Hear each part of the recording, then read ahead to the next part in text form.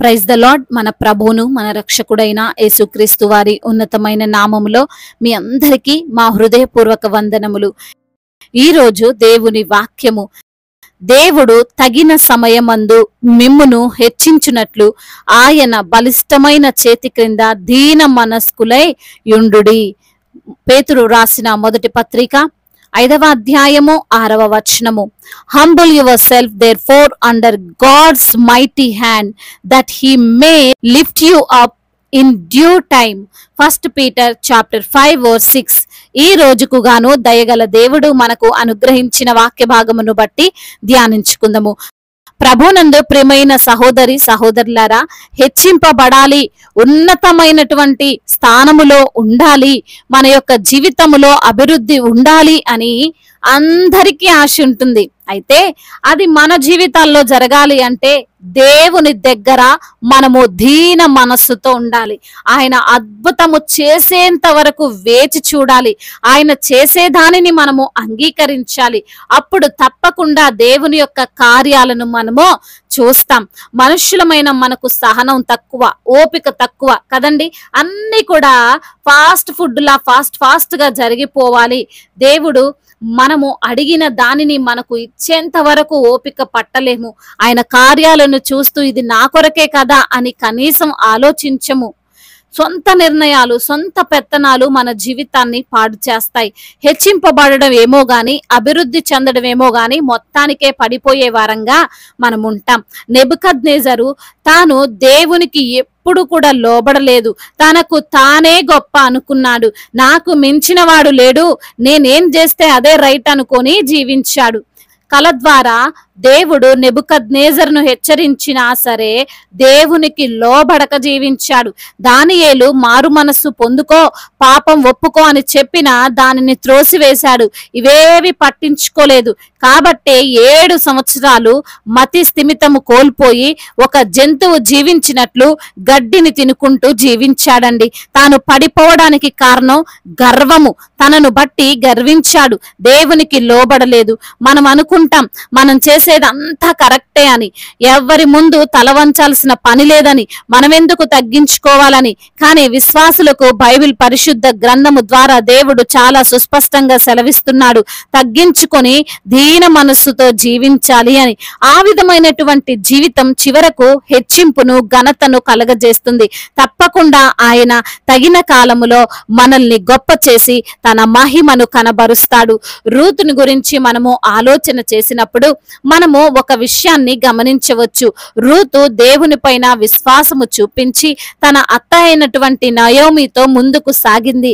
నీ దేవుడే నా దేవుడు అని, నీ ప్రజలే నా ప్రజలు అని తన యొక్క సొంత దేశము, పుట్టి పెరిగినటువంటి ప్రదేశమును విడిచిపెట్టి బెత్లెహేముకు వచ్చింది. రూతు దీన మనస్సుతో తాను తన యొక్క అత్త పోషింపబడు నిమిత్తము పరిగె ఏరుకోవడానికి కూడా సిద్ధపడింది. తాను ఎప్పుడూ ఊహించలేదు తన జీవితం మారుతుంది అని. తాను ఎప్పుడూ అనుకోలేదు నేను ఒక భూస్వామికి భార్యను అవుతాను, పరిగె ఏరుకుంటున్న ఆ భూమికే యజమానురాలను అవుతాను అని దేవుని కోసం కనిపెట్టుకుంటూ ఎవరు దూషించినా, ఎవరెన్ని అవమానాలు చేసినా అన్ని భరించింది. కానీ ఆయన సమయమందు, తగిన సమయమందు రూతు గొప్పగా హెచ్చించబడింది. తన జీవితం పూర్తిగా మారిపోయింది.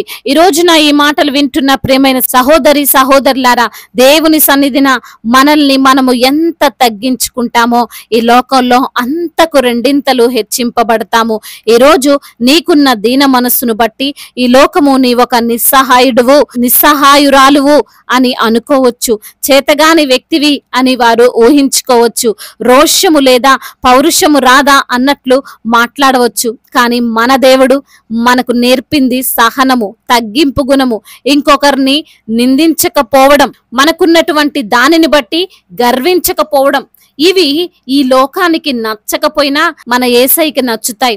ఈ లోకం కాదు మనల్ని హెచ్చించేది, మనకి ఘనతనిచ్చేది దేవుడే మనల్ని హెచ్చించేది.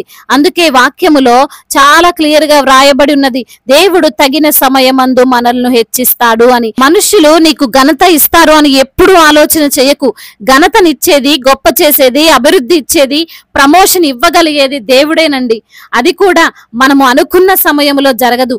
ఆయన నిర్ణయించిన కాలములో ఆయన అనుకున్న మంచి గడియలోనే అది జరుగుతుంది. అంతవరకు మనము దేవుని కోసం కనిపెట్టుకొని జీవించాలి. ఎలా జీవించాలి అంటే దీన మనస్సుతో ఉండాలి. అనగా దేవునికి వ్యతిరేకమైన నిర్ణయాలు ఎప్పుడు తీసుకోవద్దు. ఆయన నిర్ణయాలకు అడ్డు చెప్పొద్దు. ఇది కరెక్ట్ కాదు ప్రభువా అని మనము ఆయనతో వాదించొద్దు. మనమున్నది ఆయన బలిష్టమైన చేతి క్రింద అని గ్రహించి మనకు ఏ ప్రమాదం రాకుండా, ఏ సమస్య మనల్ని ఏమి చేయకుండా ఆయన హస్తము కాపాడగలదని గ్రహించి జీవించాలి. తగిన సమయములో ఆయన కార్యము జరిగే వరకు దీన మనస్సుతో జీవించాలి. అప్పుడు తప్పకుండా నీవు గొప్ప కార్యాలను నీ జీవితంలో చూసి తీరుతావు. దేవుడు ఈ మాటలను దీవించి మన హృదయములో ఫలింప చేయునుగాక. వాక్య భాగమును బట్టి ప్రార్థించుకుందాము. ప్రతి ఒక్కరు కూడా ప్రార్థనలో ఏకీభవించగలరు. ప్రార్థన. మహాశక్తి సంపన్నుడా, మహోన్నతుడా, కృపా కనికరములు కలిగిన దేవా, జీవాధిపతి, మీకు వందనములయ్యా, స్తుతులు స్తోత్రములు తండ్రి. అయ్యా, మీరు వాక్యము ద్వారా మమ్మల్ని తండ్రి బలపరిచారు, ఆదరించారు, ధైర్యపరిచారు తండ్రి. అందును బట్టి మీకు స్తోత్రములు. అవునయ్యా, తగిన సమయమందు మిమ్మల్ని తండ్రి హెచ్చించినట్లు ఆయన బలిష్టమైన చేతి క్రింద దీన మనస్కులై ఉండమంటున్న దేవా, మీకు స్తోత్రములయ్యా.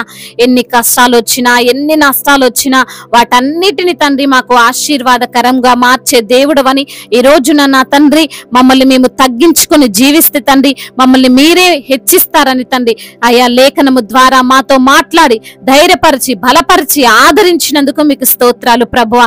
ఎందరైతే బిడ్డలు ప్రభువా శోధనలో కృంగిపోయి ఉన్నారో వారిని మీరు లేవనెత్తండి. అనారోగ్యముతో బాధపడుతూ అయా మరి తండ్రి లేవలేని స్థితిలో, కూర్చోలేని స్థితిలో, మాట్లాడలేని స్థితిలో ఉన్నటువంటి ప్రతి బిడ్డకు తండ్రి మీ యొక్క శక్తిని, మీ యొక్క బలాన్ని అయా మీ యొక్క తండ్రి కృపను వారిపైన కుమ్మరించి సంపూర్ణ స్వస్థతను మీరు దయచేయమని బ్రతిమిలాడుకుంటున్నాం. స్వస్థపరిచే దేవుడవు నీవే తండ్రి. అయా నీ వంటి వారు ఎవరు లేరు ప్రభా. బిడ్డలకు సంపూర్ణ ఆరోగ్యాన్ని దయచేయండి. ఆర్థిక సమస్యల నుండి వారిని లేవనెత్తండి. అప్పుల భారాలతో అయా కృంగిపోతున్న వారిని మీరు లేవనెత్తండి. అప్పు తీర్చుకునేటువంటి అయా జ్ఞానాన్ని, ఆ యొక్క తండ్రి శక్తిని మీరు వారికి అనుగ్రహించమని బ్రతిమిలాడుకుంటున్నాం ప్రభా. చిన్న బిడ్డలందరినీ కాచి కాపాడండి. యవన బిడ్డలందరికీ మీరు తోడుగా ఉండండి. యవన వయసులో చెడు వ్యసనాలకు, చెడు స్నేహాలకు బిడ్డలు తండ్రి వారి యొక్క జీవితాన్ని అయా పతనము చేసుకోకుండా ప్రభా మీరే జ్ఞానం ఇచ్చి వారిని నడిపించండి. ముఖ్యంగా మీ యందు భయభక్తులు కలిగినటువంటి జీవితాన్ని వారికి మీరు ప్రసాదించండి. ఎందరైతే బిడ్డలు ఉద్యోగము లేక బాధపడుతున్నారో తండ్రి వారికి మంచి ఉద్యోగాన్ని దయచేయండి ప్రభువా.